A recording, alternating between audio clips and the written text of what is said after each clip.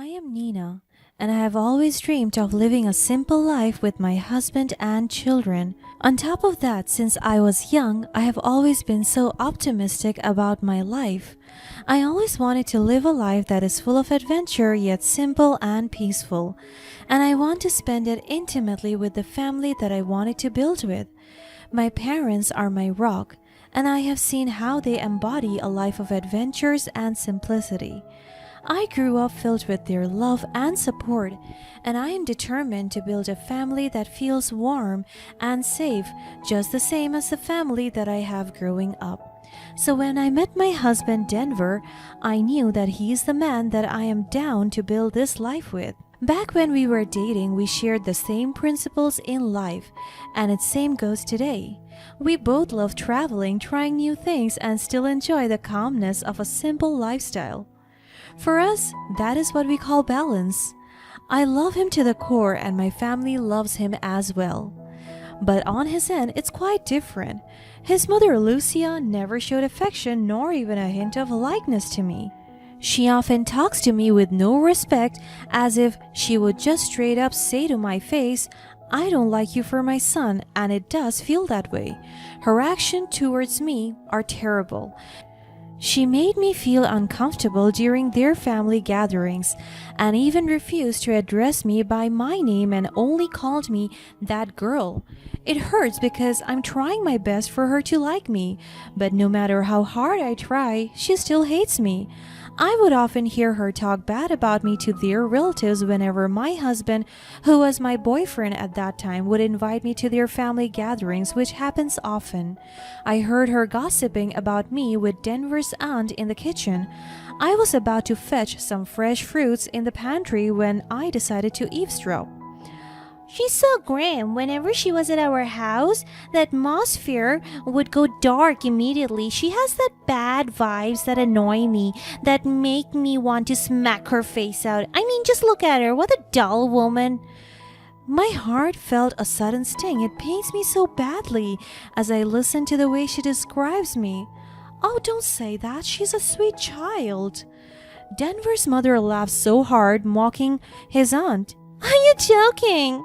There's nothing sweet about that girl. She's tasteless and ugly, and her style is a piece of rubbish. I wonder where my son met her. At first I thought of her as poor and living on the brink of poverty." Denver's aunt heaved a sigh. "I don't know what you are talking about, but I don't see her that way." "Well, I only want what's best for my son, and that girl will only bring him to tragedy. I prefer my high school best friend's daughter more. That lady has more class than that dumb-looking whore named Nina." I could feel my tears falling and my heart numbing in pain. I heard footsteps coming, and it was Denver's aunt coming out. So I quickly hid in the bathroom before she saw me. I have always been so good to Lucia. I never disrespected her, even though she always does that to me.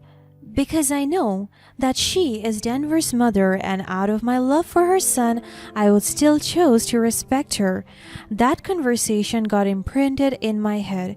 It tormented me for how many years, and it stemmed out my insecurities and heartaches. I never told Denver about it because I don't want to cause any trauma. Nevertheless, his mother's disapproval of me didn't stop us from continuing our relationship. Denver and I were engaged, and his mother has nothing to do about it. And after months of preparation, we got married. He promised me that he will never let his mother hurt me again, as we were building our own family from now on. But little did we know, Lucia has been planning to stay with us. She convinced her son to let her stay at our place, and because of Denver's soft heart, he agreed. And to me, that is a wrong decision. But I didn't even try to argue because I don't want to sound like the bad guy here. So I compromised and welcomed her to our humble abode. I thought now that I am Denver's wife, everything would be better, but it gets worse. Ever since I married her son and she moved in with us, I sensed that Lucia harbored a deep-rooted animosity towards me even more, and it is more intensified than it was before. She never hesitated to belittle me in front of others, criticizing everything from my appearance to my abilities as a wife and mother. Her words were like poison, slowly corroding my self-esteem. "Look at you, pretending to be a mother. You're nothing more than a burden on my son and my grandchildren. I bet they would be better off without you." I was taking care of my eldest daughter because she was having a fever, and my mother-in-law decided to drop her insults again. I am so done with all her shit. So I remained silent, holding back tears, and just focused on my child. "You can't even handle simple tasks. It's no wonder my son has to go on business trips to get away from you. You're a failure as a wife and mother. And look at my granddaughter. She's sick because you weren't able to take care of her. You're a worthless mother." She clicked my head with her pointed finger. She even grabbed my hair because she was so angry at me. But I just took a deep breath and tried to maintain my composure. "You think I don't see how you struggle? You're pathetic. I raised my son better than this." I bite my lip, refusing to give Lucia the satisfaction of a reaction. "You're a stain on this family's reputation. I don't know how my son could have chosen someone like you. You're a worthless whore, dumb and stupid." I closed my eyes momentarily, trying to block out the hurtful words, but I could feel the tears slowly forming in my eyes. "If it weren't for those kids, I would have thrown you out long ago. You're nothing but trouble. I would want you out of our lives." I remained silent as I continued brushing the warm towel on my daughter's forehead. I just focused on the love I have for my children, finding strength in their presence. Until she grabbed my chin and harassed me. "Look at me, you idiot! Do you want me to take out your eyeballs? You are lucky my son provides for you. Otherwise, you would be on the streets begging for scraps." I took a deep breath, knowing that my restraint is the best way to protect my children from further harm. I didn't answer her, and I just stared at her. "I can't believe you're their mother. They deserve so much better than you." Her grip on my chin was so tight that I was fighting to hold back my tears, and then she let go of me. She went out and opened the door, but as soon as she got out, my 6-year-old younger son was at the door, holding his phone, and his face was filled with concern. He immediately ran towards me and hugged me so tight. I wanted to fight back. I wanted to hurt her the way she hurt me, yet, for the sake of my husband and children, I endured her verbal abuse. Yes, children. Denver and I have 2 children now, and imagine the mental and emotional torture that Lucia caused me for almost 10 years now. She would insult, abuse, and mistreat me whenever my husband was not around, and she even dared to brainwash my children, especially the eldest. That's why my eldest daughter hated me for no reason at all. The turning point came when my husband had to travel abroad for an extended business trip, leaving me alone with the kids. It was as if Lucia saw this as the opportune moment to unleash her pent-up hatred and exact her revenge. One evening, she cooked dinner for us under the pretense of reconciling our differences. Yes, she said right in front of me with the words, "I don't want us to fight. I will be better for the family, and I will make it up to you. I am so sorry." I naively hoped that maybe, just maybe, she would soften her heart. But the moment we finished the dinner that she prepared for us and I was completely oblivious to her deceiving plans, her true intentions became apparent. Her icy glare sent shivers down my spine, and I knew I was in for a brutal encounter.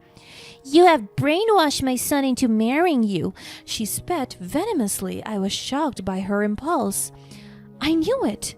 I knew she would never soften her heart. She is just ruthless. You're a disgrace, a worthless addition to this family." As she said those words, my eldest daughter, whom she brainwashed, nodded her head in agreement. Her cruel words wounded me deeply, but I tried to stand my ground. I didn't want to show her how much she hurt me, but my efforts were in vain. Please, Lucia, enough with this. She just laughed at me and rolled her eyes. Why? Because it is true? You're nothing but a speck of dirt in our lives. Your children hate you, and my son will never come back for you. You're a loser clinging to life. That is not true. Our family is stronger than you ever think. I don't know why you hate me so much. All I ever did was to do everything just to please you, but you never liked me. I am so tired of all your disrespectful words and mistreatments. Within moments after I said those words, she erupted in rage, hurling insults at me until she finally screamed, "Get out of my house! You don't deserve to be here! You're worthless and dirty!" She straight came to me and grabbed my arm by force. Her grip was so tight that I could feel my arm stinging in pain. She even grabbed my hair and dragged me to the front door. In tears, I pleaded with her, begging her to reconsider, but she was relentless. She pointed to the door and shoved me towards it, demanding that I leave immediately. "I want you out of here. You think you're brave? Then show it to me. Go, live in that dark world and fight for your life, you idiot." My children stood by her side. My youngest son cried as he looked at me, while the eldest one was just staring at me, motionless and confused. With a heavy heart, I took my children's hands, but Lucia stopped me. She pushed me away and I stepped out into the cold night. "You will never see your children again." My youngest child screamed in tears while my eldest also started crying as well. My heart broke as I saw them screaming for my name. "Lucia, please, don't do this." Lucia handed me a stack of newspapers, telling me to sleep on the street like the trash she thought I was. My kids kept on crying, confused and frightened by their grandmother's heartless behavior. And then she slammed the door, leaving me outside, and the rain started pouring. I didn't leave our house. I knocked many times until the guard of the village stopped me. I stayed in front of our house, soaking wet and lying on the newspaper that she threw at me. What I didn't know at the time was that my youngest child had started capturing snippets of Lucia's abusive behavior on her phone way before this incident. Unable to bear the injustice, he had taken it upon himself to expose his grandmother's true nature. And he also captured the moment when I was lying on the newspaper outside by her room's window. My son, who was tech-savvy beyond his years, had created a secret folder on his phone, accumulating evidence of Lucia's abuse towards me over time. He had become my silent avenger, determined to bring his grandmother's true colors to light.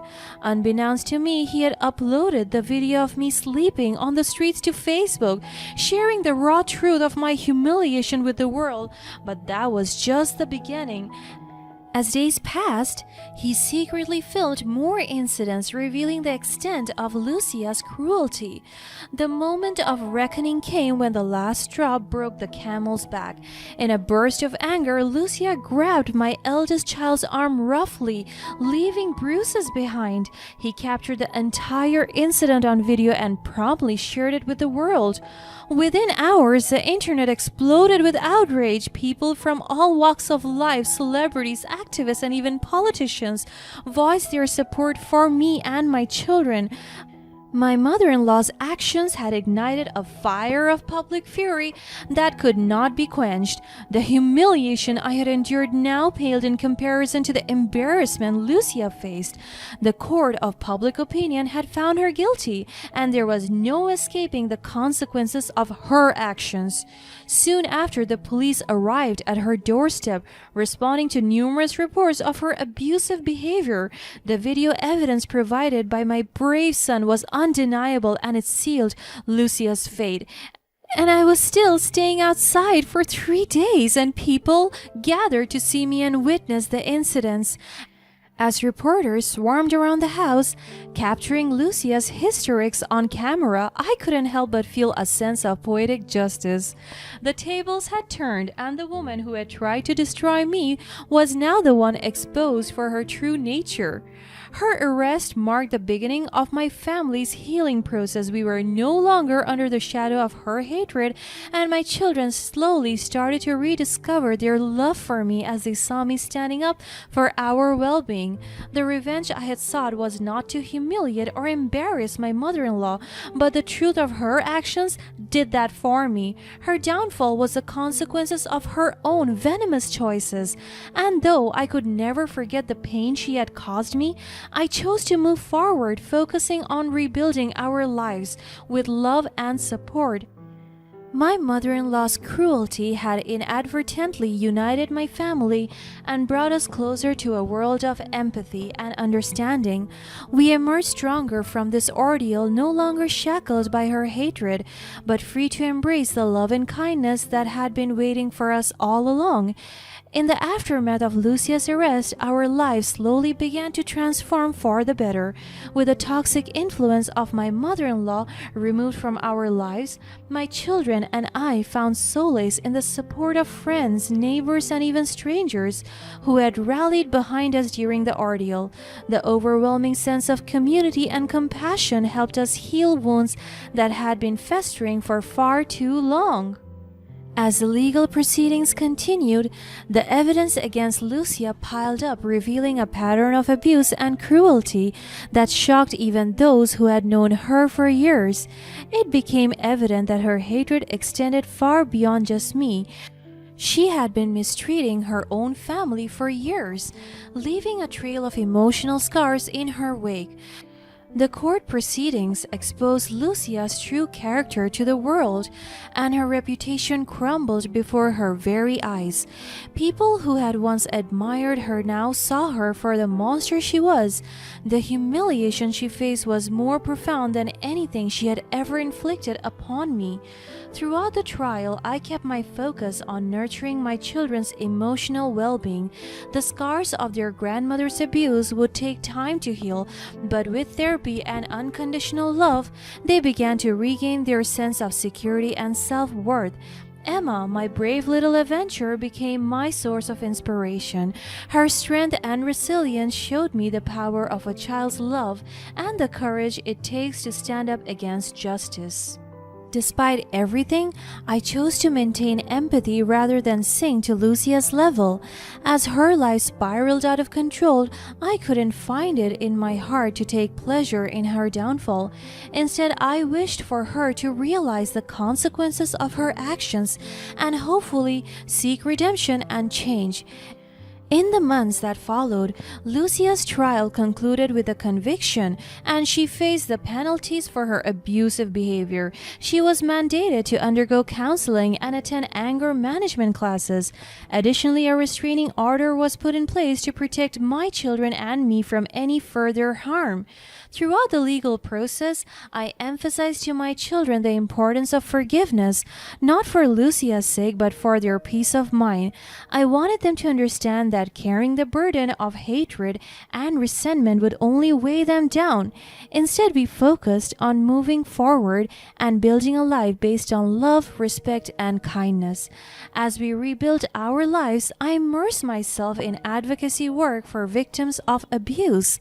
I was determined to turn our painful experience into a catalyst for positive change. By sharing our story, we hope to raise awareness about the hidden epidemic of domestic abuse and inspire others to break free from the chains of cruelty. The support we received during our darkest hours continued to pour in, but I was especially moved by the compassionate actions of a newspaper company and its staff. Not only had they come to my rescue when I was sleeping on the streets, but they also reached out to support our advocacy work. They offered me a platform to share our story, to bring hope to those who were suffering, and to raise awareness about the importance of breaking the cycle of abuse. Together, we formed a powerful alliance that fought against the darkness of abuse and cruelty. Our message resonated with countless people, and the movement gained momentum, leading to positive changes in the way society addressed such issues. In time, our family found healing, not just from the wounds inflicted by Lucia, but from the scars of our past. Our journey had been one of resilience, redemption, and above all, love. Through the darkest moments of my life, I discovered the strength within myself, the unwavering support of my children, and the indomitable power of unity. Today, as we stand together, our hearts are filled with gratitude for the outpouring of love and kindness we received from people who saw us not as victims, but as survivors. Our story serves as a beacon of hope from those trapped in the clutches of abuse and a testament to the transformative power of forgiveness and compassion. In the end, our revenge was not a cruel act of humiliation, but a story to triumph over adversity and a birth of a new chapter in our lives. We emerged from the darkness stronger and more united, ready to embrace the beauty of life and the joy that comes from building a future filled with love and empathy.